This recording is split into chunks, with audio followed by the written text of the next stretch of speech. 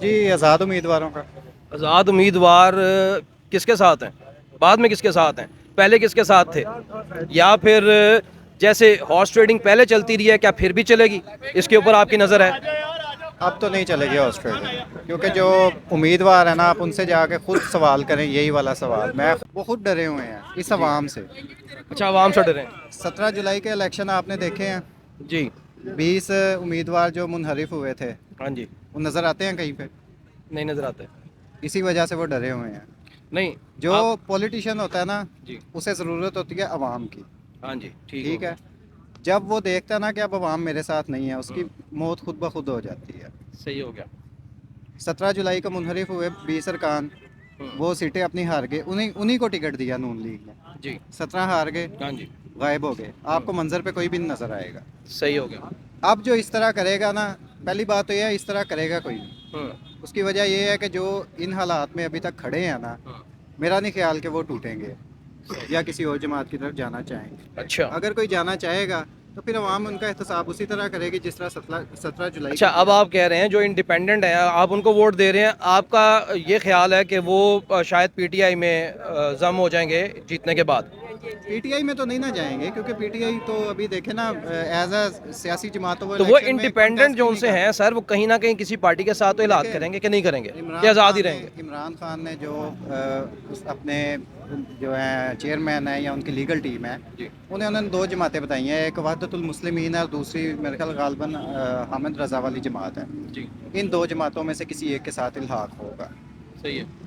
تو جب وہ ان کے پلیٹ فارم پہ آئیں گے تو پھر انہوں نے تو جو وحدت المسلمین والے ہیں انہوں نے تو یہ بھی کہا ہے کہ ہماری تو کوئی شرط بھی نہیں ہے، ہم تو صرف اپنی زبان پہ کھڑے ہوئے ہیں اور جو ظلم ہو رہا ہے اس ظلم کے خلاف ہم عمران خان کے ساتھ کھڑے ہیں، اور ہم کوئی کسی قسم کی کوئی جو شرط ہے وہ بھی نہیں رکھتے۔ اچھا، اب آپ جو انڈیپینڈنٹ کو جس کو ووٹ دینا ہے وہ کون ہے آپ کا؟ نہیں، میں تو نہیں کہہ رہا کہ میں ووٹ دے رہا ہوں، کیونکہ میری تو اپنی ایک جو میں گھوم پھر کے لوگوں سے جانتا ہوں، سروے وغیرہ کیے ہیں، اس میں موسٹلی جو ہے نا P T I he one کرتی نظر آ رہی ہے۔ صحیح ہے۔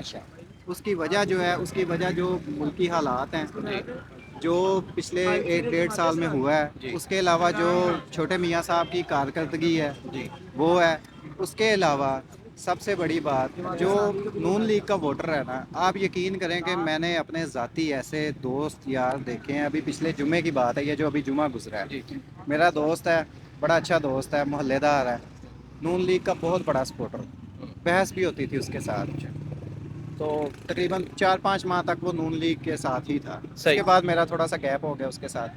جمعے والے دن وہ مجھے ملا تو میں نے اسے مذاق میں پوچھا، ہاں جی پھر شیر پہ مور لگا رہے ہو؟ کہتا نہیں یار بس ہو گیا۔ میں نے کہا کیا وجہ؟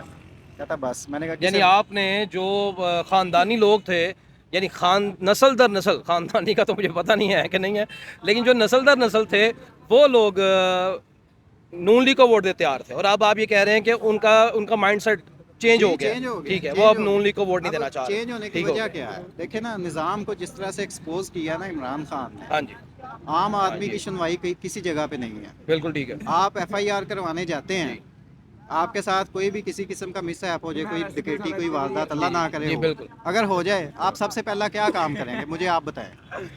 ظاہر ہے جی تھانے میں جائیں گے۔ نہیں، آپ تھانے میں نہیں جائیں گے، رپورٹ نہیں کرائیں گے، آپ سب سے پہلے کوئی بندہ ڈھونڈیں گے جو آپ کی تھانے میں اپروچ کروا دے۔ ظاہر ہے، بالکل ایسے ہی ہے، ایسے ہی ہے۔